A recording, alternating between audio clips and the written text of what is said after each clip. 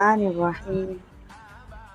اور جو لوگ اللہ کے علاوہ کسی کی عبادت کرتے ہیں، جیسے ہندو لوگ بتوں کو پوجتے ہیں، یا جو لوگ اللہ کے لیے اولاد مانتے ہیں، جیسے عیسائی حضرت عیسیٰ علیہ السلام کو اللہ کا بیٹا بتاتے ہیں، ایسے لوگ مشرک ہیں۔ جو لوگ دل سے مسلمان نہیں، صرف ظاہری طور پر کہہ دیتے ہیں کہ ہم مسلمان ہیں، ایسے لوگوں کو منافق کہتے ہیں۔